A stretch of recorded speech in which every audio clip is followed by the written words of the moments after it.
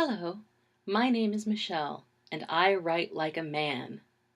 Today I'm going to talk a little bit about gender bias in the literary world among writers, and especially among women writers, a topic that is both near and dear to my heart, as well as having caused me great frustration. Usually when we talk about gender bias, the first thing that comes to mind is the literary feats of old dead white dudes still controlling the standards by which works of literature are measured today, regardless of the author's race, gender, socioeconomic status, etc. Or we talk about white guys who are still alive and kicking, having an upper hand in getting grants, getting agents, getting published, getting attention, getting press, getting prizes, getting better grants, and round we go. But the gender bias I want to talk about is far more insidious. Those things I mentioned earlier certainly create a problem that needs to be addressed, but there is a pernicious undercurrent of another form of gender bias among writers that can potentially harm the effort so early on that they will never get past the very early stages of publishing, let alone into the realm of real recognition, regardless of the depth of their talent. This gender bias has directly to do with the quagmire questions that are: what does and what does not make a writer? What does and what does not make a woman? And what does and what does not make a man? To take a sharp left turn for a moment, when I was about 20 and learning to play the violin, bear with me, still sounding an awful lot like a cat caught in the spin cycle, my Hungarian teacher pounded his fist on the table and exclaimed, "You bow like a man!" He meant it as a serious compliment, and I took it that way, having not yet learned I was supposed to be offended by stuff like that. I kept that compliment in my pocket for rainy days as I slowly but surely became the writer everybody said I was going to end up being, regardless of my wishes to do anything artistic but that. So the first time a female poet, many ranks above me, told me I write like a man, I was thrilled. I remember distinctly being in her office, smiling, puffing up my chest when she said it, and then her following with, "That wasn't a compliment." I was devastated. She then went on to explain that because I wrote in direct sequence, was incredibly devoted to punctuation, total nerd, I know, and crazy about craft, I was writing in a manly fashion that clearly signified I was not in touch with my own femininity in a deeper way, and because of this, I would never produce real art as a woman, nor would I be truly accepted among other women writers.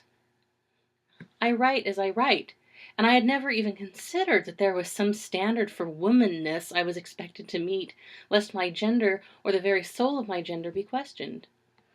I tried to brush her off as a cranky old so-and-so that was just jealous of my up-and-comer self and all that other BS we tell ourselves when our egos have taken a beating. But as I got more and more out into the world, I heard it again and again and again. My writing is too masculine for a woman. I write in straight lines. I am not emotionally centered, so I am cold and mannish. It's mind-boggling. And I started developing a complex, thinking that was just me. But the more networking with other poets I did, I found many other women poets who had experienced the same thing. A lot of Me Too action, which was both a breath of relief and a big problem. Again, they were being told that even though they were women, their work was not considered womanly enough that they be taken seriously as women poets. What kind of nonsense is that? What is this holy grail of literary femininity imposed by other women we are supposed to be striving for? What does that even look like if not simply woman poet writes woman poetry? Early on in college, I took a literary theory class in which we studied French feminist literary theory. And if you know about French feminist literary theory, you can probably guess that I hated it. I hated every last bit of it. And the bit I hated worst was this thing about how women, by virtue of their essence, write long flowing lines and are naturally more concerned with their emotions and senses, in part because they have erogenous zones everywhere. Now, it's been a long time, and that may not have all crystallized properly, but I photographically remember that thing about erogenous zones everywhere.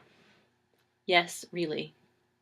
So, for a woman writer, it becomes something like, "Sorry, Muse, I can't seem to write you an A to B to C poem today because somebody touched my elbow and got me all hot.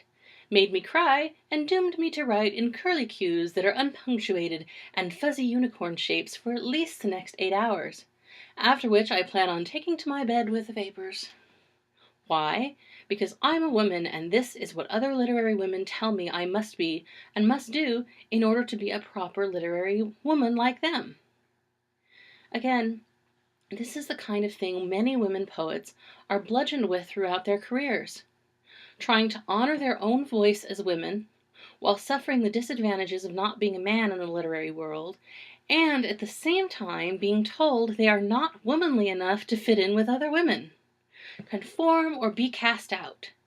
Write my way or write rhyming billboards for the highway.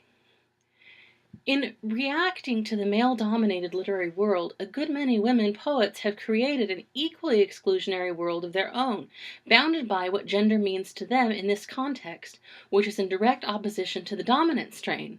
And as it is and maintains itself as direct opposition, it is actually still being controlled by that dominant strain. Woman poet writes woman poetry, regardless of her punctuation, the length of her lines, the centeredness of her emotions, or even the number of her erogenous zones. Woman poet writes woman poetry. Woman poet writes woman poetry. Her gender is never in question. That's all. Signing off, roses are red, violets are blue. I am a woman, and I write like one too.